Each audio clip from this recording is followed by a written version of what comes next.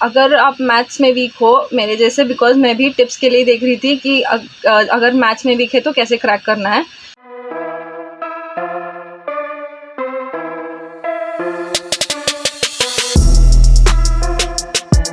है तो हमने एक टॉपर स्टॉक की जो सीरीज स्टार्ट की थी उसको कंटिन्यू कर रहा हूं और लगभग हर एक कॉलेजेस के बच्चों को मैं लाने की कोशिश कर रहा हूं किस तरीके से वो मेहनत किए थे, किस तरीके से जो अपना प्रिपरेशन किए थे कि उनको टॉप कॉलेज मिली है। और टॉप कॉलेज आपको भी मिल सकता है 2023 के अगर एस्पिरेंट हो तो आप पूरी देखना भी फॉलो करेंगे क्योंकि दिसंबर आने वाले हैं, निम्सन के एग्जाम आने वाले हैं और अदर एमसी एंट्रेंसेस के एग्जाम आने वाले हैं। तो आपने निम्सन की भी प्रिपरेशन बहुत ही अच्छे से की थी, तो कुछ टिप्स बता दो उन बच्चों के लिए भी और उनके साथ साथ जो अदर एंट्रेंस एग्जामिनेशन है उनके लिए भी कुछ बता दो कि अभी क्या करना चाहिए उन्हें। तो अगर मैं निमसेट की बात करूँ तो निमसेट एमसी के लिए हाईएस्ट एग्जाम आता है एनआईटी के लिए, और इस बार वो 8 एनआईटी ही कंडक्ट करा रही थी, तो 800 के अप्रॉक्स सीट्स थी। तो अगर आप उसकी प्रिपरेशन कर रहे हो तो मतलब अगर निमसेट की प्रिपरेशन कर रहे हो तो एब्सोल्युटली आप नीचे उसके जो है उनकी ऑटोमेटिक सारी प्रिपरेशन आपकी हो रही है, क्योंकि वो हाई लेवल पे आ जाता है। उससे नीचे कुछ मोस्टली 1 या 2 ही टॉपिक्स ऐसे होते हैं जो आपको अलग से पढ़ने होते हैं। जैसे महाराष्ट्र में मेंसुरेशन आती है, निमसेट में मेंसुरेशन है, तो मैंने उसको ट्राई मतलब किया था। और महाराष्ट्र सिटी में कंप्यूटर का बेसिक बहुत ज्यादा आता है, बट निमसेट में ऐसा नहीं आता है। तो अगर आप निमसेट की प्रिपरेशन कर रहे हो तो आपको थोड़ा सा अलग से ट्राई करना है, अदरवाइज पूरा सेम ही प्रोसेस है। इनफैक्ट इजी है, वहाँ के लेवल के अकॉर्डिंग ये बहुत इजी है। और निमसेट की प्रिपरेशन के लिए एब्सोल्युटली आपको कोई ना कोई टेस्ट सीरीज और अदरवाइज कोई कोचिंग लेनी चाहिए, क्योंकि वहाँ ये नहीं है कि वो पेपर टफ आता है, नहीं पेपर टफ नहीं आता, बट जिनके साथ कॉम्पिटिशन हो रहा होता है वो बहुत पहले से प्रिपेयर कर रहे होते हैं। अदरवाइज उसका जो प्रैक्टिस की एक हैबिट होती है वो बहुत ही मतलब दमदार कह सकते हो आप। कोई भी इंट्रेंस एग्जामिनेशंस में टेस्ट सीरीज का कितना बड़ा रोल होता है और हमें कितने दिन देने चाहिए? जैसे मॉक टेस्ट बोलते हैं कि एग्जाम के लास्ट 15 डेज देंगे या फिर 1 मंथ पहले स्टार्ट करेंगे, तो आपके हिसाब से टेस्ट सीरीज कितना बड़ा इंपॉर्टेंट रोल प्ले करता है कोई भी इंट्रेंस एग्जाम को क्रैक करने के लिए?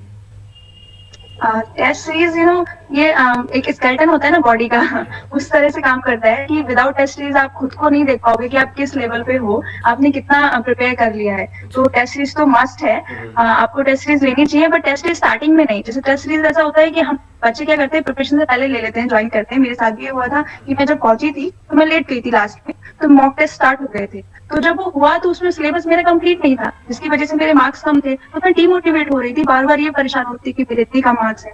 लेकिन ये सही नहीं है, आप पहले उसको प्रॉपर कंप्लीट करो, अपने जो टॉपिक्स है उसका टेस्ट सीरीज लो और फिर टेस्ट दो, तो उससे आपका कॉन्फिडेंस भी बूस्टअप होगा और आप अपनी मिस्टेक देख पाओगे कि आपका कौन सा टॉपिक कितना वीक रह गया। तो टेस्ट सीरीज जरूर है, बट पहले आप टॉपिक वाइज अपना कंप्लीट करना है। तो स्वाति अब जो 2023 के लिए कुछ बता दो, वो किस तरीके से प्रिपेयर करें। जो अभी बच्चे अब प्रिपेयर में तो अपनी जान लगा दिए होंगे। आई थिंक इस बार का कट ऑफ देख करके तो उन्हें अंदाज़ा लग गया होगा कि थोड़ी सी मेहनत से काम नहीं चलने वाली है, हमें और मेहनत करनी पड़ेगी। तो वो किस चीज़ पे फोकस ज़्यादा करें और किस पे ना करें। अब तो लिमिटेड सिलेबस ही उनको फॉलो करनी होगी, तो कुछ बता दो 2023 एस्पिरेंट के लिए। पहले तो मैं बताना चाहूँगी कि टाइम सफिशिएंट है, अभी से भी स्टार्ट कर दोगे तो हो जाएगा, पूरा कवर हो जाएगा आपका पोर्शन। और अगर आप मैथ्स में वीक हो मेरे जैसे, बिकॉज़ मैं भी टिप्स के लिए देख रही थी कि अगर मैथ्स में वीक है तो कैसे क्रैक करना है। तो एक काम कीजिए, पहले स्टार्ट कीजिए लॉजिकल रीजनिंग से, उसे पूरा कवर कर लीजिए। और अगर आप दिन में 4 या 6 घंटे पढ़ते हो, 1-2 घंटे मैथ्स को दे दीजिए फ़िलहाल, जब तक लॉजिकल पूरा कवर नहीं हो जाता। एक बार वो हो गया तो फिर मैथ्स पे फोकस करना स्टार्ट कर दीजिए, बिकॉज़ पूरा नेग्लेक्ट भी नहीं कर सकते। अगर पूरा मैथ्स नहीं करके जाओगे तो कोई चांस नहीं है आपका क्रैक होने का भी। इसलिए स्टार्ट कीजिए मैथ्स के भी इजी टॉपिक से, जो आपको इजी जाते हैं, परम्यूटेशन, कॉम्बिनेशन, ऐसे वाले टॉपिक्स। मैं भी उसी से स्टार्ट करी थी। एंड इनिशियली जब आप पढ़ रहे होंगे तो डीमोटिवेट मत होइए, बिकॉज सेम मेरे साथ होता था। कुछ डिफ़िकल्ट एक प्रॉब्लम आ गया, 1-2 प्रॉब्लम्स के बाद पूरा एनर्जी डाउन हो जाता था कि अब तो मैथ्स हमसे होगा ही नहीं। बट ऐसा नहीं है, इजी टॉपिक्स एटलीस्ट ट्राई कीजिए, हो जाएगा वो। इतना भी हाई लेवल के क्वेश्चंस नहीं आएंगे मैथ्स में। इजी टॉपिक्स करके जाइए, फिर लॉजिकल रीजनिंग करिए।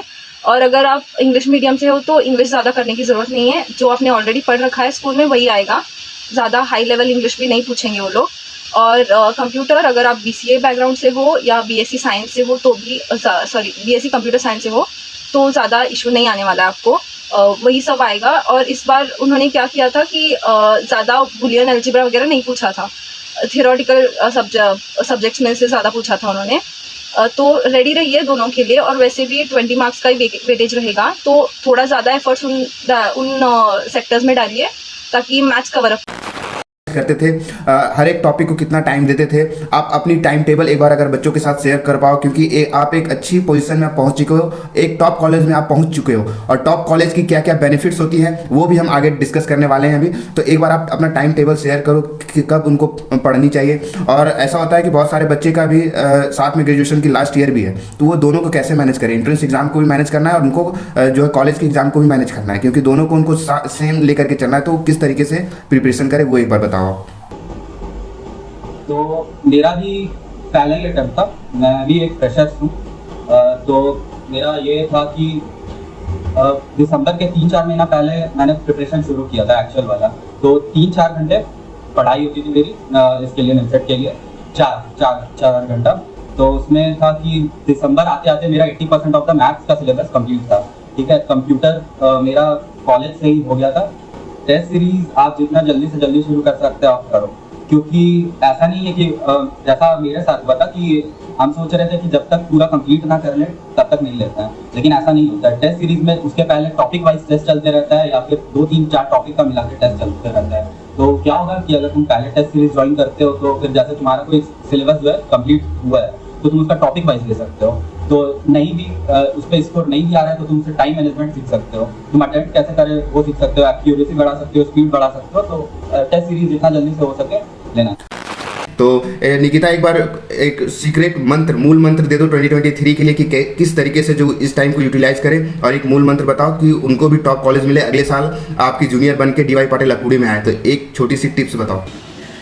ऐसा है कि बस बेसिकली चीज़ों पे बेसिक क्लियर कर लो, बहुत बेसिक क्लियर होगा ना हर चीज़ का, तो बस हर चीज़ सॉल्व हो जाएगी। लाइक अभी जैसे होगा कि पेपर के पैटर्न एकदम डिफरेंट है, काफ़ी पेपर्स है, मतलब जैसे होता है कि एडवांस लेवल के आएंगे बट वो एकदम सिंपल आए, तो जिनके बेसिक क्लियर थे उनका सब कुछ सारे क्वेश्चन वो लोग कर सकते हैं जितना भी होगा। अगर बेसिक क्लियर नहीं है, मतलब ये हो कि सिर्फ हार्ड वाले क्वेश्चन पढ़ लिए तो उससे कुछ नहीं होगा। बेसिक क्लियर करोगे तो हर चीज़ सॉल्व हो जाएगी, तो बस बेसिक पे फोकस करो और कुछ नहीं। टेस्ट सीरीज कितना इंपॉर्टेंट है किसी भी एग्जाम को क्रैक करने के लिए? आपने टेस्ट सीरीज दिया था या फिर नहीं दिया था? या मैंने टेस्ट सीरीज दिया था, और टेस्ट सीरीज बहुत ज़्यादा इंपॉर्टेंट है, क्योंकि अगर सीधा एग्जाम में जाके बैठ जाओगे तो कुछ समझ में ही नहीं आएगा कि क्या क्वेश्चन है, कितना टाइम है, कैसे करना है।